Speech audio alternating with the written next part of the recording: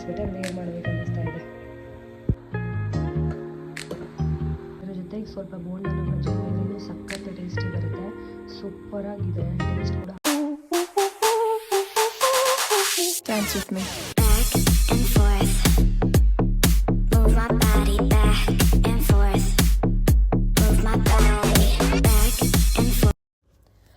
Hello, welcome back to my YouTube channel. Friends, ಎಲ್ಲರೂ ಹೇಗಿದ್ದೀರಾ?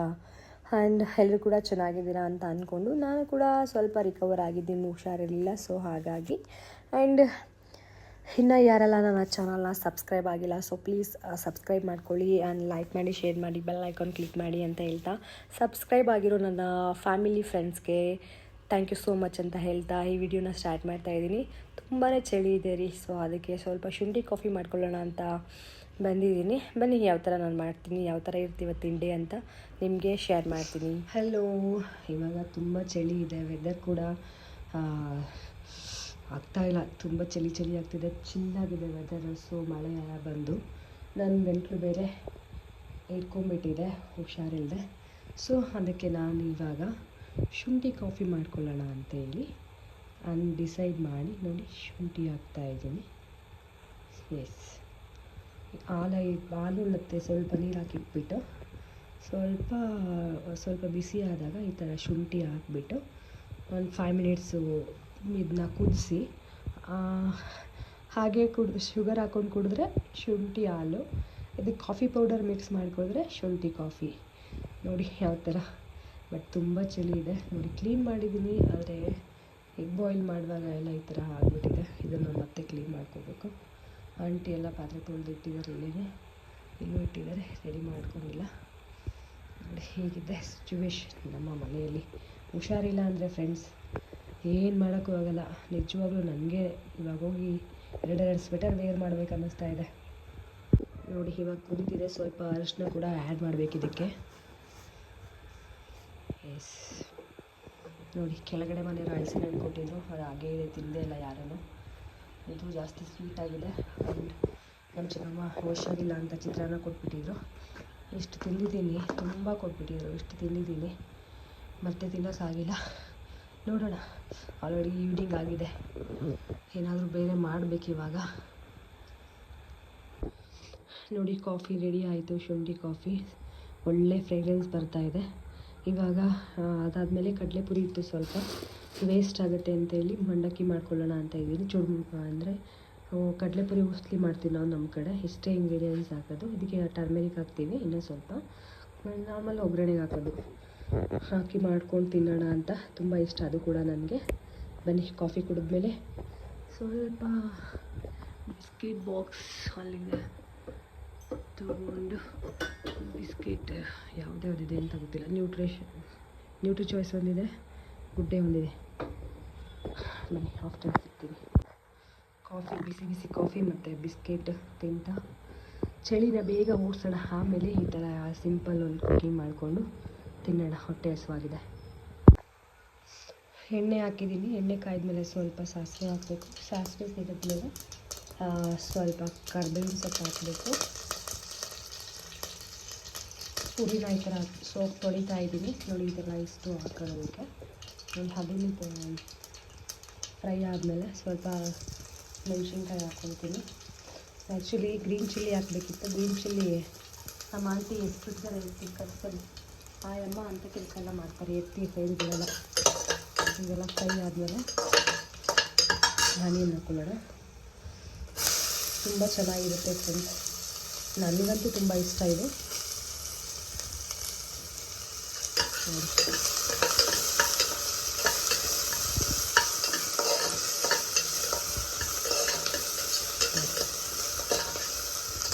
ಈರುಳ್ಳಿ ಹಸಿ ಸ್ಮೆಲ್ಲೆಲ್ಲ ಹೋದ್ಮೇಲೆ ಟೊಮೊಟೊ ಹಾಕೊಳ್ಳೋಣ. ಒಂದು ಸ್ಮಾಲ್ ಟೊಮೆಟೊ ಸಾಕು, ಇಷ್ಟು ತೊಗೊಂಡಿರೋದಕ್ಕೆ.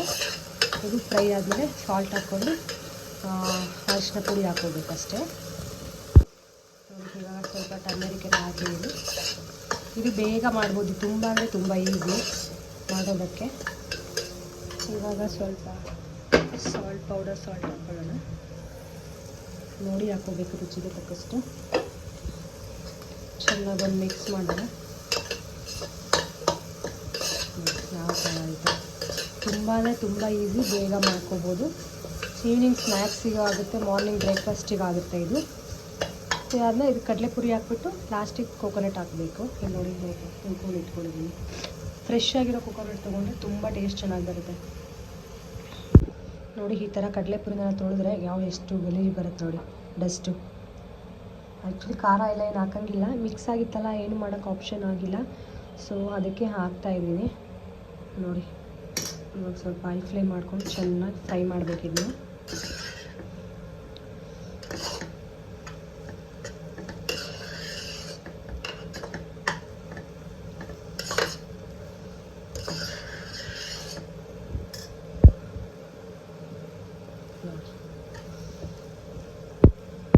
ಫೈನಲಿ ಕೋಕೋನಟ್ ಹಾಕಿ ಈ ಥರ ಒಂದು ಮಿಕ್ಸ್ ಕೊಟ್ಟರೆ ಪೂರಿ ಉಸ್ಲಿ ರೆಡಿ.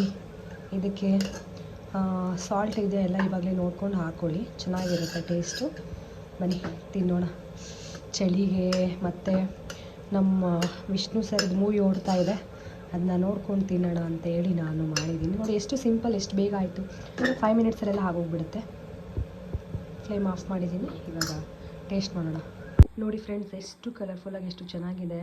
ಇದ್ರ ಜೊತೆಗೆ ಸ್ವಲ್ಪ ಬೋಂಡನೋ ಬಜ್ಜಿನೋ ಇದ್ರೆ ಇನ್ನೂ ಸಖತ್ ಟೇಸ್ಟಿ ಬರುತ್ತೆ. ಸೂಪರಾಗಿದೆ, ಟೇಸ್ಟ್ ಕೂಡ ಹಾಗೇ ಇದೆ. ಏನಪ್ಪ ಅಂದರೆ ಈ ಕಡಲೆ ಮತ್ತು ಈ ಖಾರ ಎಲ್ಲ ಇರಬಾರ್ದು, ಇನ್ನೂ ಚೆನ್ನಾಗಿರುತ್ತೆ ಟೇಸ್ಟು. ಓಕೆ ಬನ್ನಿ ತಿನ್ನೋಣ. ಹಾಗೆ ಸ್ವಲ್ಪ ಮಕ್ಕಾನ ಇತ್ತು, ಸೊ ಅದನ್ನು ಕೂಡ ಚಳಿಗೆ ಸ್ನ್ಯಾಕ್ಸ್ ರೀತಿ ಚೆನ್ನಾಗಿರುತ್ತೆ ಅಂತ ಹೇಳಿ ಪೆಪ್ಪರು ಮತ್ತು ಟರ್ಮೆರಿಕ್ಕು, ಸಾಲ್ಟು ಹಾಕ್ಬಿಟ್ಟು ಸ್ವಲ್ಪ ಚಾಟ್ ಮಸಾಲ ಹಾಕಿ ಈ ಥರ ಫ್ರೈ ಮಾಡ್ತಾಯಿದ್ದೀನಿ. ತುಂಬಾ ಚೆನ್ನಾಗಿರುತ್ತೆ ಟೀ ಜೊತೆ. ಇದೆಲ್ಲ ಇದು ಒಂದು ಡ್ರೈ ಫ್ರೂಟ್ಸ್ ಅಲ್ಲ, ತುಂಬ ಚೆನ್ನಾಗಿರುತ್ತೆ ತಿನ್ನೋಕ್ಕೆ. ಹೆಲ್ತ್ ಬೆನಿಫಿಟ್ ಕೂಡ ತುಂಬ ಇದೆ ಇದರಿಂದ. ಸೊ ಹಾಗಾಗಿ ಒಂದು ಸ್ನ್ಯಾಕ್ಸ್ನ ರೆಡಿ ಮಾಡ್ತಾಯಿದ್ದೀನಿ. ನೋಡಿ ನೋಡೋಕ್ಕೆ ಎಷ್ಟು ಚೆನ್ನಾಗಿದೆ. ಇದೆಲ್ಲ ಸೇಮ್ ಪಾಪ್ಕಾರ್ನ್ ಥರನೇ ಇರುತ್ತೆ.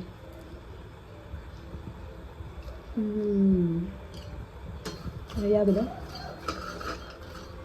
ಹಾಲ್ಡೇ ಆಗ್ತಾರ ಅವಾಗಿಲ್ಲ. ಎಸ್, ಸ್ವಲ್ಪ ಸಾಲ್ಟ್ ಹಾಕೋದ ಮೇಲೆ ಮತ್ತು ಫ್ರೈ ಮಾಡೋಣ. ಸಣ್ಣ ಊರಿನಲ್ಲಿ ಸಿಮ್ಮಲ್ಲಿ ಫ್ರೈ ಮಾಡಬೇಕಲ್ವ, ಸೊ ಚೆನ್ನಾಗಿದೆ.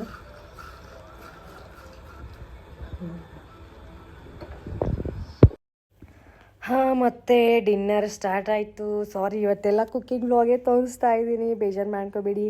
ಆ್ಯಂಡ್ ಚಪಾತಿಗೆಗೋಸ್ಕರ ಇದನ್ನು ಮಾಡಿಟ್ಟಿದ್ದೀನಿ, ಬೆಂಡೆಕಾಯಿ ಗೊಜ್ಜು. ಚಪಾತಿ ಕೂಡ ಮಾಡಬೇಕು. ಆಮೇಲೆ ಸ್ವಲ್ಪ ವೆಜಿಟೇಬಲ್ಸ್ ಇತ್ತು, ವೇಸ್ಟ್ ಆಗುತ್ತೆ ಅಂಥೇಳಿ ವೆಜಿಟೇಬಲ್ಸ್ ಉಪ್ಪಿಟ್ಟು ಮಾಡೋಣ ಅಂದ್ಕೊಂಡೆ. ಈ ಕಡೆ ಪಪ್ಪಾಯ ಎಲ್ಲ ಕಟ್ ಮಾಡಿ ಇಟ್ಟಿದ್ದೆ, ಫ್ರೂಟ್ಸ್ ಎಲ್ಲ ತೊಗೊಂಡು ಬಂದೆ, ಆರ್ಗನೈಸ್ ಮಾಡಬೇಕಿತ್ತು. ವಾಶ್ ಮಾಡಿ ಇಡೋಣ ಅಂತ ಅಲ್ಲಿಟ್ಟಿದ್ದೀನಿ.